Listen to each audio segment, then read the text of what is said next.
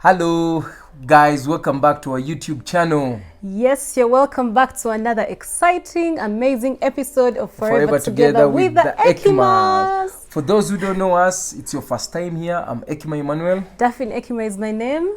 And together we are the Ekimas. So, baby, what are we discussing today? Yes, how communication almost ruined our marriage. Absolutely, how poor communication almost ruined our marriage. Let's dive into it. Okay. Christ in the center. Welcome to forever. This is our perfect synchrony, like leather and feathers. No matter the weather, we can storm the umbrellas. Take a stroll in my heart. Let's take this further when I'm beside you, baby. See my stakes get better. Let me bet it all. Destiny vendettas. Rosy the emotional description of this love. I am yours, you are mine. The only thing that matters now. We are the Ekimas. So guys, today we're going to be discussing how poor communication almost ruined our marriage. Yeah. And in regards to communication, you know there's 5 things or 4 things that affect marriage. That is sex, finances, in-laws, parenting, and number 5, communication. Yeah. And for us, we have always struggled with communication. I hope that this video will be in position to touch somebody. Somebody will be in position to learn something from us and avoid the mistakes that we made during our journey in marriage. And Yes. so just to add on to that, so we're going to be sharing our experiences, what we went through. Like we said in the earlier videos, the first years of marriage can be really tough. So for us, what we struggled with was communication, and we didn't know, how to go about it. Yeah. Until we finally learned these keys, which we are going to share with you. And we must say we are in a better place now. Yeah, we understand each other more. Absolutely. So yeah, like you said, we hope. Yeah, we hope somebody can learn. Yeah, so sure. So baby, shoot. I should. Okay, so we're going to be sharing with you the tips that have helped us, but also the areas that we struggled in. Yeah. Yes. So one of the things that most people do not know is that in every relationship, in every relationship, there's always most times there's always what they call a peacemaker and a peacekeeper. One of the parties in the relationship is a peacemaker or a peacekeeper. What that means is that one of the two, both of them are trying to keep the peace. Yes. We're talking about a healthy, not toxic relationship. Absolutely. And so in most times in relationships we generalize, but there are exceptions. So in most cases there are those two people. Both of the parties want to make peace and keep peace. So the goal is peace. But usually you find that at the back of your minds, you think that this person doesn't intend to make peace. It's only me who is trying to make peace. So who are these two categories? Would you like to talk about the two, peacemaker and Yes, when you come to peacemaker, this is the person that wants to make peace at whatever cost. She cannot relax, or he cannot relax until peace is made. Yeah. And when you come to peacemaker, peacekeeper is the person who will say, okay, I'll let it pass. For purposes of peace sake, let it go. And those are the two different people that are there, that happen in a marriage or in a relationship. So you are either peacekeeper or a peacemaker. And I'm sure sometimes you can have both. Yes, it's rare, but even then, even when both of you are peacemakers, there are levels to it. You find one is either more than the other. So at the extreme, the peacekeeper reaches at a point where they even let things slide. Like they just let things slide. They would rather not confront issues. That's at the extreme. The peacemaker, on the other hand, is saying we are going to solve this issue, be it today, be it tomorrow, be it in the middle of the Yeah, that's true. Yeah, so... And when it comes to us, you find that I am a peacekeeper, and she's a peacemaker. And in our relationship, that happened a lot. I would let things go for purposes of peace sake. And yes, fine, it may hurt me, but I'll be like, no, for purposes of peace sake, let's have it. Whereas my wife was a peacemaker, and in trying to be a peacemaker, she wanted us to resolve things, to talk about it.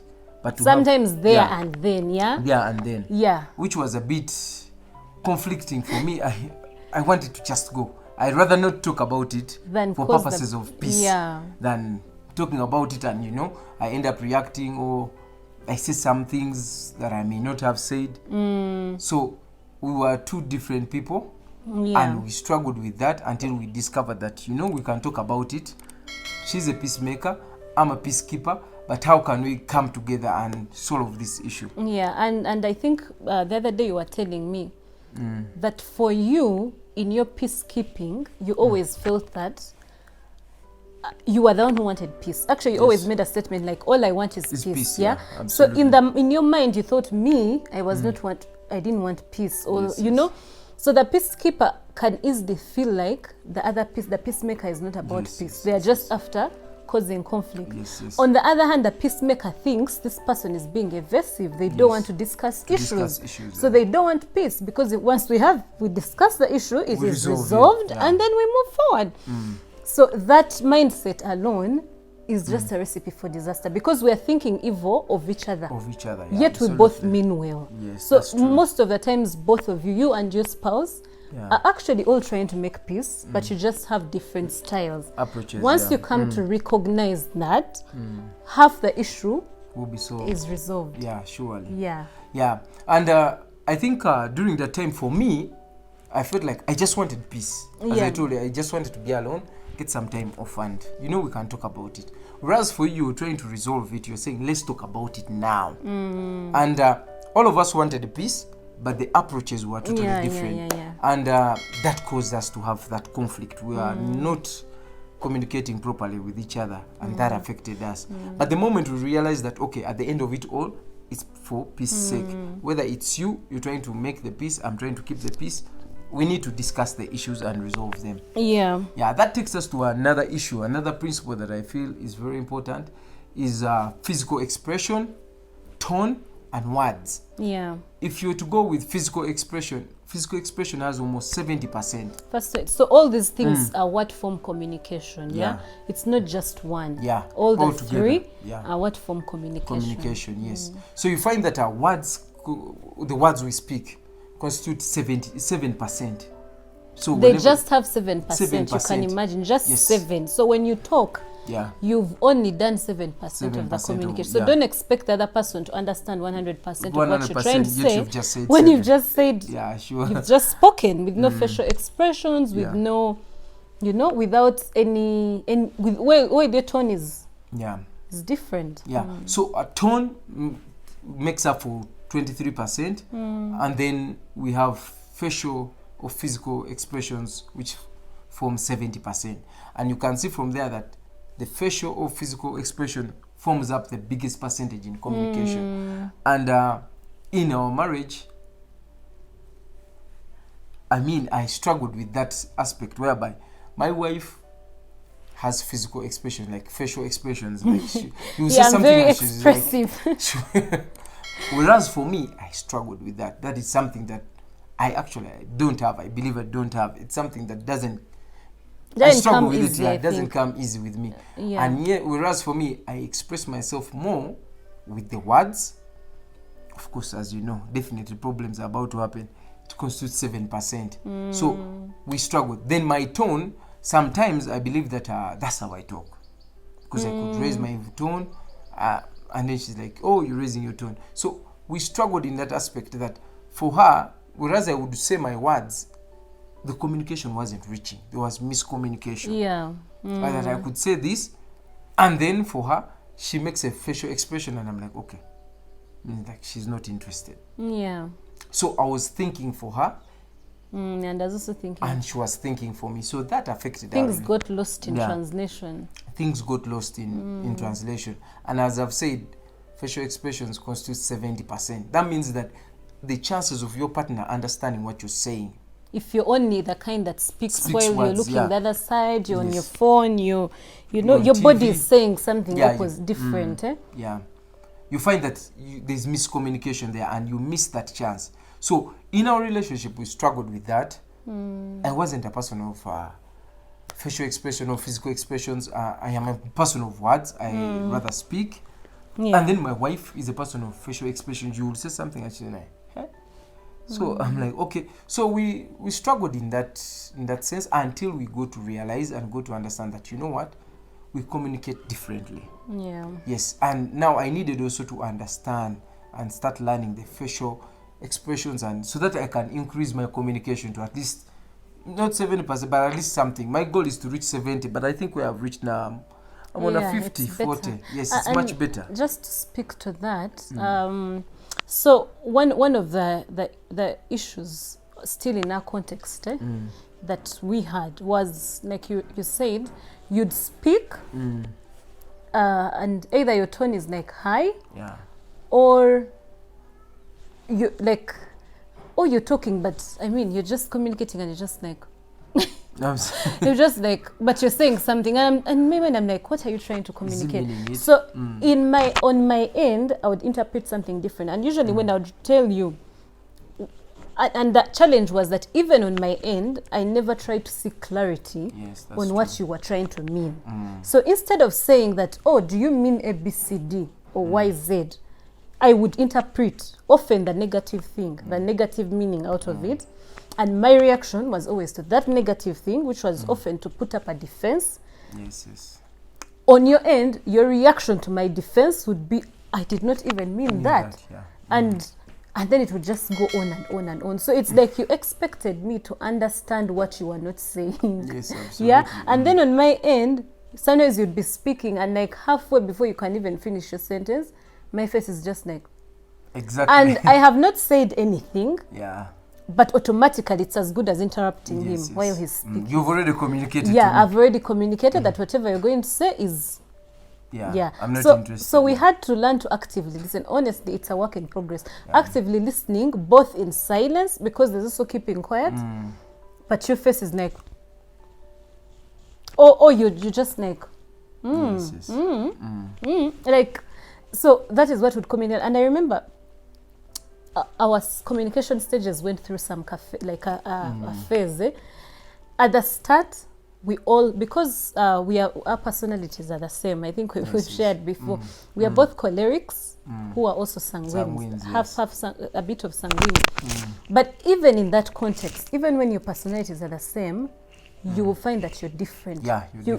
Even in there, you can't be the same. First of all, we have different upbringings. Yes. I'm female, he's male.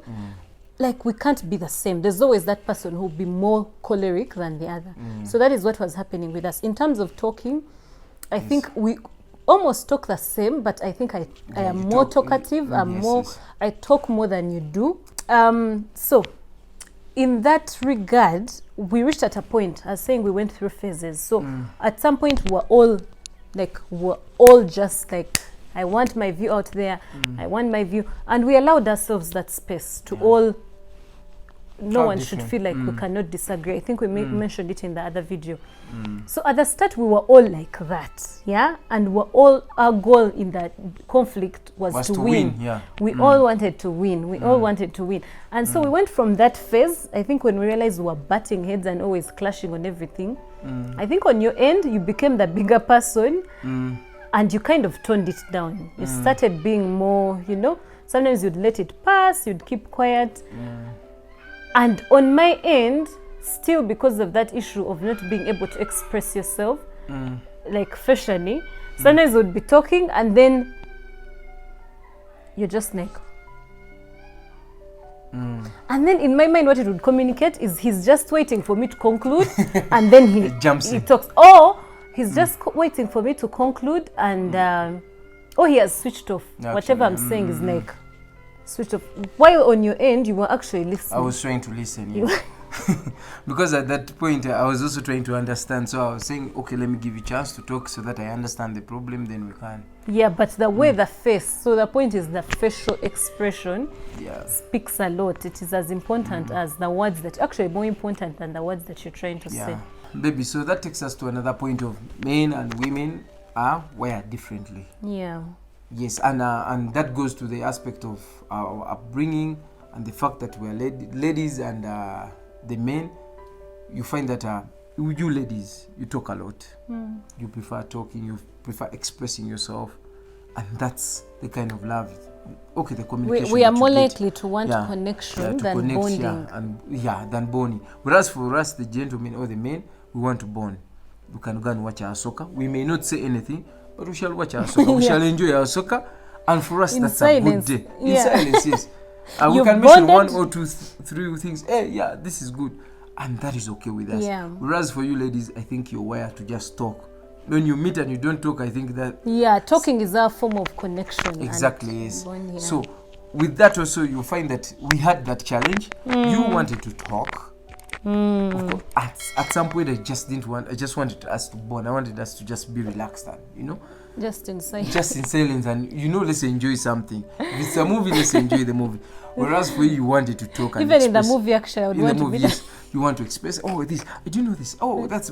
So that also brought in the... And I'm like, man, can't you keep quiet for some moment? So that also brought in the issue that we faced in our marriage. And maybe the other aspect I remember very well is that the fact that you always wanted to communicate. You wanted just to talk. And whereas you're trying to talk, I was trying to just say like, okay, the solution is this. Offering solutions. Men are more inclined to their solution. Yes, we fix things. We want to solve things. Actually. Yes, we want to solve things. So you would converse, and I'm like, okay, before even you finish, I'm like, that's okay, that's easy. Just do this and this and this, and the thing will be okay. And that would rub off. No, my reaction was usually, I just want to talk. I just want someone to vent to. I'm not asking for your solutions. I probably knew the solution, but I was not coming to you for solutions. And then when I would react and tell you, no, but I am not asking for any, like, but that's then the what do you want? Yeah, that's what you want. I remember. So that also, I wasn't getting you.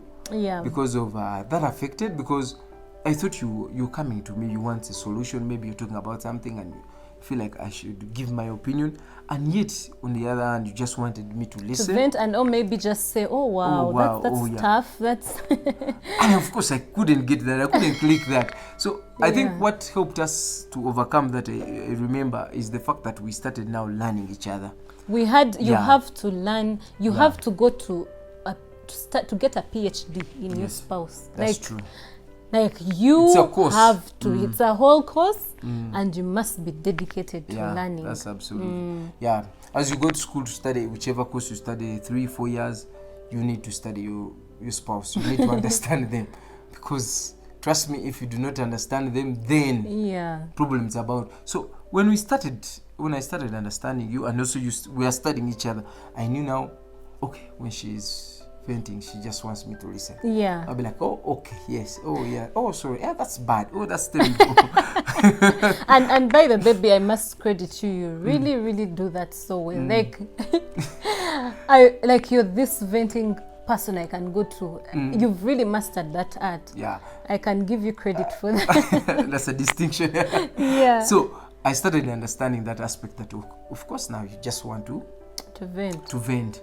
And that helped a lot. That solved a lot. So we never had those issues where now we are clashing. I think maybe I'm offering a solution, and then you're like, you know what, listen. And then I'm like, what do you want then? So that helped me understand you more. And, you know, the element whereby, you know, sometimes you could tell me, help me get that cup, and I'm like, you're commanding me. Yeah, that's also another thing now on the issue of, what do they call it? I think one of the challenges we faced was, what is it called? Oh, preconceived notions. Preconceived notions. Yes. So I feel like by the poor communication can be really bad. I feel like it was like a chain. It started from a place of we both, if I'm to trace it, it was a thing of we both wanted to be heard. Yes. To win, actually. No, it was wanting winning, to be heard is okay, and it's good. It's important that you're heard by your spouse. At least in our relationship, we've always tried to create that room. Yeah. So we always wanted to be heard, and then to win. From wanting to win, we were going an extra mile. Like you even feel like whatever this person is saying is wrong. So I don't even get the time to listen to you. You don't get the time to listen to me. Over time, you start expecting bad from this person. So even when they mean, when they mean well, or you're already on that defense, and you interpret whatever they're going to say negatively. So you'd find that over time, whatever someone would say was interpreted wrongly. If I asked you, oh, by the way, baby, I think this bulb needs fixing, or we need to, your reaction was, in your mind, it would sound like a command. A command, yeah. Like, no matter how kindly or gently I was saying it. The other day, when was it? About a month ago. I think I mentioned that our bedroom bulb is off, and I'm like, hey, baby, I think we need to have that bulb fixed. And you were like, yeah, we really need to. I think I'll plan around it tomorrow and see how we can fix it. And I was like, wow, like that in the past, like 2 years back, that was going to be a beginning of that was going to escalate into. So there are those preconceived ideas that we have, that we carry on. Yes, we carry on, yes. And I think those were so many. And I think so many, we're watching something where the person who was preaching said that women express themselves through emotion, yeah? Yes. Men are literal. Yes, we just take it as it is. Yeah, so when I say, you know, baby, I would appreciate it if you did ABCD for me. What a man interprets is, you never do that. Yes. You're not doing it. Yes. You never do it. You will never do it. So, and they will carry on that. Yeah, forever. Forever. Yeah, sure. So later on, you're like, this person is, whatever you say that almost sounds like that just triggers that memory. And they're just like, this is you again saying that. This is you again saying that. So, I mean, it was really... Yeah, it was a struggle. Because whichever argument, I also came in and I was like, I was just waiting for you to finish, and I crush it. I defend myself. And it was the same for all of us. And that didn't go on well. But I think when we got a chance to understand, to study each other, then we realized that we can communicate much better. And we noticed that the most important thing, we noticed that we were not against each other. Yes, that's actually, true. like We meant what well, we said at the beginning, that peacemaking, peacekeepers, we were all trying to make peace. Yeah, even in our true. trying to start the conversations, in our, you know, we were trying to make peace. Absolutely. Yeah. And I think that takes us now to the other point of negotiation and compromise. Yes. Now, when we look at negotiation and compromise, we look at it in two aspects. One, compromise is that one party must lose. And that's usually what you're told in marriage. And that's what we were told. People, mainly the ladies, they are told that, you know, if you want to have a successful marriage, you have to compromise. Just say yes to what the man says. And do you know what happens? Is that once you start taking those compromises, you find that it creates a win-lose situation. Doesn't create, it's not like negotiation which creates a win-win situation. So once that happens, that I am compromising, you are compromising everything, you are suppressed, you're hurting. Yes, it may solve a short-term goal for that moment, but in the long run, you find that somebody is feeling like they're not building hurt. bitterness and resentment. Bitterness and resentment over time. And yet, whereas when you go for negotiation is a win-win situation. Yeah. Like, I come to my wife and to my spouse, and I'll tell her, you know what, we have to do this. Can we buy land or can we invest? Those are two important issues. She's saying, let's buy land. I'm saying, let's invest. Those are two issues. But now, buying land, yes, buying I'm land saying is investment. Yes, you're saying let's invest in a business. Let's invest in a business that will produce more money, and then we can buy land for our home. And I'm saying, and another person is saying, okay, no, let's just buy the land. So what compromise is, our negotiation is that I come forth to my spouse and I'll tell her, you know what, I'm saying we buy land, or I'm saying let's start this business and invest. Once we do this business, we shall get these returns. And I come to her with reason to convince her. I must bring her, because at the end of it all, at the back of our mind on negotiation, we must know that this person means well. This person means well, and whatever is going to happen is for the good of what? Of the family. It's not for an individual. Yes, my idea may not go through, but I must look at reason and say, okay, my spouse's idea is much better, and we shall all benefit as a family. And you know, we normally say, we talk about this with my wife. I tell her, for me, I love soccer. When you're watching soccer, whichever player is in, whether the striker, either this one is on the bench and this one is on the pitch, their main target is to win the match for their team. So they are on the same side, yet in that team they compete for the same position. So that's also what we take into this communication and negotiation, that at the end of it all, you are on the same team.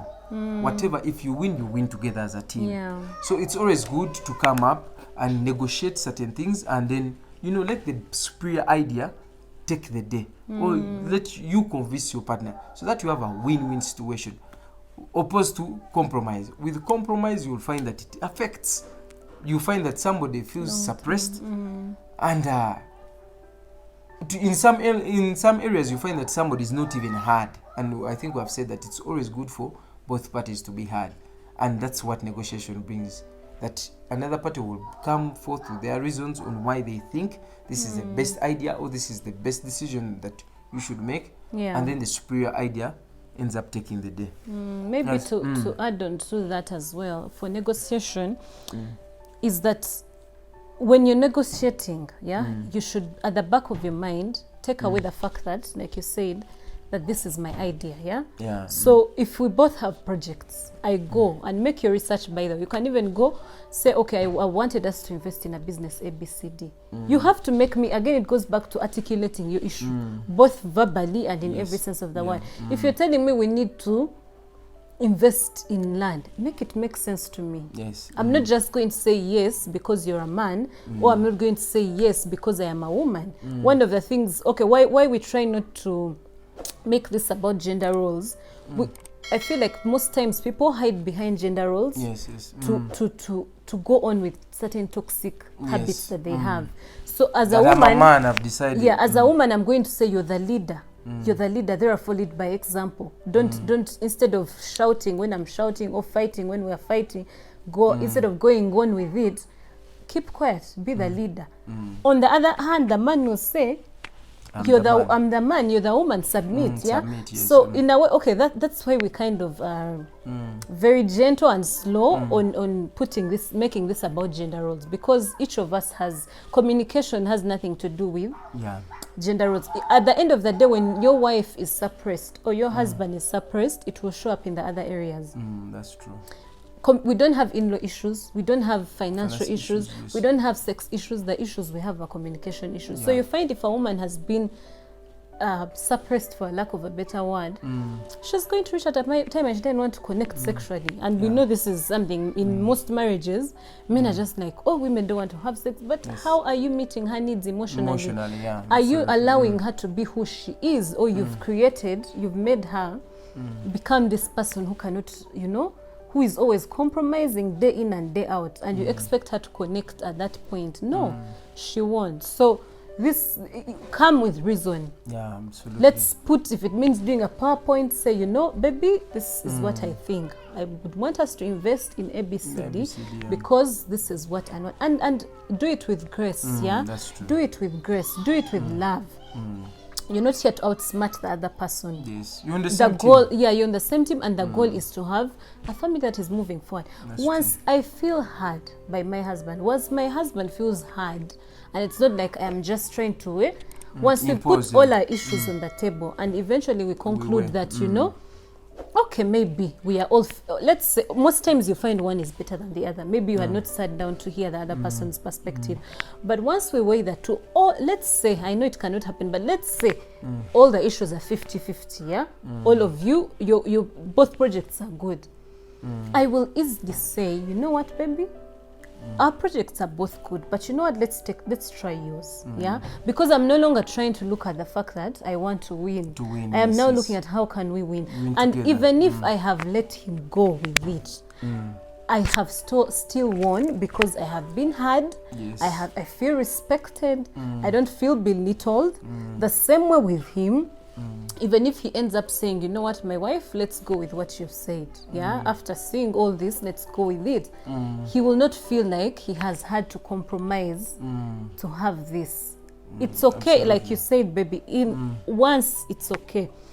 But over time, when someone is always compromising, resentment builds, and it spills over to the other issues in the marriage. Absolutely. And to add on what you're just saying, baby, you find that in a scenario like that, we men were looking at, like for me, in our relationship, I remember I was looking at the future. I was like, let's get it done. Whereas for you are focusing attention to the details, on the nitty-gritties, the small things. Now felt like at some point you're not making a decision. Why aren't you making a decision? Yeah. And yet in the others, yet all of us are trying to head to the same goal. Yeah. Whereas for you, looking at the decisions now, how are we going to navigate from here to here to the next step? I'm looking at the bigger picture. The vision, so, yeah. What brings is that we started understanding that, you know what, at the end of it all, we are on the same team. Whereas I am looking at the future or trying to look at, yes, we need to do it now. My wife was looking at the now. And both of us were important. Both of us were important. Yes, yeah. All of us were important. We were trying to make sure that we build something that takes the relationship or takes our family to our next step. So it's important to know which role that we play. Each one has a role to play in a relationship. And don't talk down whatever decision your partner is trying to say for the sake of just winning an argument or for the sake of just that, yes, I've managed to put him off. Let's learn. Let's know that whatever we're bringing up is for the good of all of us. It's for the good of the family. And we mean well. Your partner means well, doesn't mean to hurt you. Yeah. Yeah. And on that issue that you just mentioned about that how we clashed on, you know, the way we process things, the way we make decisions. So we are both cholerics. Yeah. Cholerics are visionaries, they are leaders, they are, you know, they are let's do this. But they're also perfectionists, yeah? So we're at, now in that whole, you know, whereas we're in the same temperament, you are more, especially to do with finances, you're more likely to make, you're more of a risk taker because there are also temperaments in finances, and most times we are different. You're a risk taker. I take risks, but I calculate, That's true. I calculate risks. I will take care, and I'm also a perfectionist, I am more interested in how well something is done than how it's done. So because of that, I get a lot of analysis paralysis, And on your end, it's like, I would rather make the decision. I would rather, actually, you always tell me, better to make a decision than to make better make a wrong decision. Yes, than not to make any decision, yes. So we would butt heads there. But later on, we realized that, you know what, there's a lot to learn from each other. Yeah, absolutely. You had to learn from me to calculate, because there are many things we survived because I was in the details. Yes. I was in the details. I was in the details. I was trying to make sure, okay, if ABCD is going to go like this, let me do my research. Let me do, like, I would go into the details, and it saved us. Many times, you have had to make a decision, and that is the only reason we've had to do things. Like, if I had to make the decision, it would take us 20 years, Yeah, absolutely. So we learned to complement each other and appreciate that difference, that it's beautiful. The reason God put us together is for that, because I mean, I have had to take risks that I never thought I would take. Oh my God, if there's one thing I really thank God for you, is that you have actually helped me in that area, And many times you always tell me, no, Daphne, this one I'm not going to decide for you. Make a decision. And I'm like, no, you know, I have A, B, C, D, and Z. Kindly help me. Can we weigh this? Like, no, make a decision. And I'm like, oh. And then most times I'm like, okay, I'm bringing A, B, C, D. These are the pros and cons. Please, can you decide? And then when you say, okay, this, I'm like, it's okay. When the decision is not for me, I will deal. It's okay. When things happen, I won't beat myself up. But when things happen and I'm the one who made the decision, so those differences are that's good. True. And I think you was, baby, I appreciate you so much. I think because for you, you're perfectionist and you make calculated moves.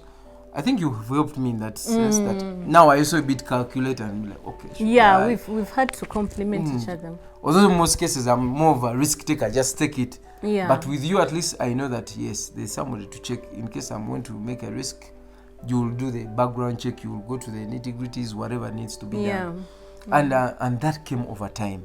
Yeah, so many times I'll just be like, yo, you make rash decisions, and you'll be telling me, why don't you make a decision, Yeah, so we had to learn to accept our differences, and guys, so you can't even know that you're different if you don't take the time to get to know those differences, so it goes back to studying your partner, and we evolve. My husband today might be interested in this, tomorrow he might change. I have to be there to understand the changes that he's going through and to adapt to them. So you need to take that PhD in your spouse. Parting shots may be, my love. I think for me, the parting shot is the fact that I was trying to fix you. You were trying to fix me.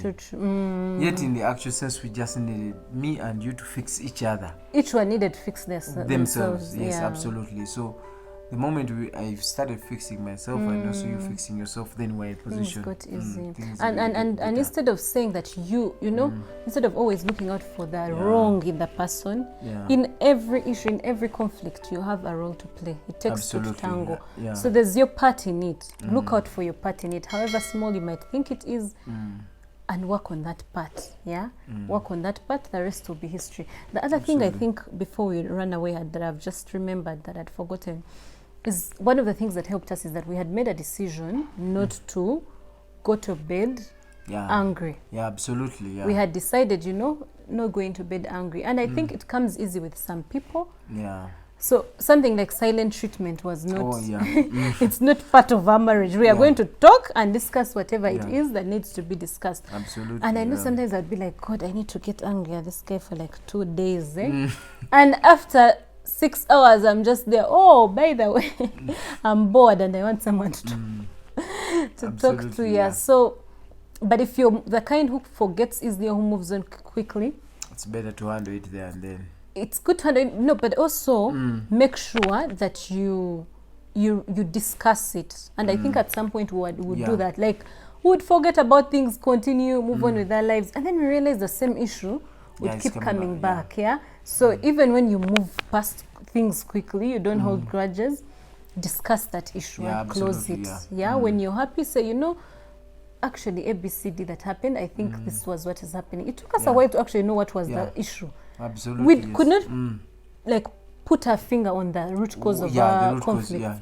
We could not, so it took us time to be intentional and to always address the issues immediately. Of course, putting in mind that it has to be at the right time. Yes, absolutely. And the most important thing is, as you've said, baby, the timing matters. Know the right words to say to your spouse or to your partner, when to say it. And be kind. And what time. And then be kind. Absolutely. You lose nothing, humility costs nothing. Be humble. Say, put up your point. You don't need to shout to put out your point. You don't need to quarrel to put out your point. You can have a civil conversation with your partner and you will resolve issues. Just get the timing. The timing must always be right. As I said earlier, me when I'm watching my soccer, my baby cannot come and say, we have an issue we have to discuss. Be like, yes, she'll be talking, but my mind is maybe focused on something. Or in case she's reading a book or she's engaged in something, I cannot come and start conversation that we didn't resolve, something we need to resolve. And you mentioned that and I remembered, oh God, we need to close this video now. But another thing is, when you are not in the right frame of mind or at the right time, communicate to your spouse. Instead of me coming to talk to you and then you switch off and just go on your phone, or you're like, or when we've had a heated argument and you just walk out of the door and drive off. I thank God that we never did that. Like, we never had those things of, I'm pissed now, let me get out of here and drive away. That is very bad. What it tells the other person is that I don't respect you. Your emotional feelings don't care. But yet what you're trying to say is, I am not in the right frame of mind to discuss this. If I discuss this, I might come out saying things that I will regret. I'll regret saying, yes. So you'd rather mention it. Say, you know what, my love, I would love us to have this conversation, but this is not the right time. I need time to decompress. I need time to think about this. So I'm requesting you, I'm going to walk away from here. Maybe at this given point we can have that discussion, and then you walk away. It helps, and it's hard to practice, but it makes a whole difference. I think for me, the take is we reflect in the Bible, where the Bible says that the words we say can either give life or give death. So at the end of it all, you should look into yourself, or look at yourself and say, are the words I'm going to say today going to give life, or they're going to finish my relationship, or they're going to kill my relationship or my marriage? So at the back of it all, know that we shall give account to whatever word we say, and that's in the Bible. So let's have quality conversations and not resort into maybe it's abusive or anything that you may regret later. So guys, thank you for watching, and if you haven't subscribed, what are you waiting for? Many of you are viewing the videos, but you're not subscribing. What do you want? What do you want? Yeah. You're the guys who are in relationships but don't want to commit. Absolutely. You might be the one. You don't want to commit. They want the benefit but not the commitment. Not so the guys, commitment. Subscribe, okay? Subscribe, bye-bye. Like, bye. Love See you.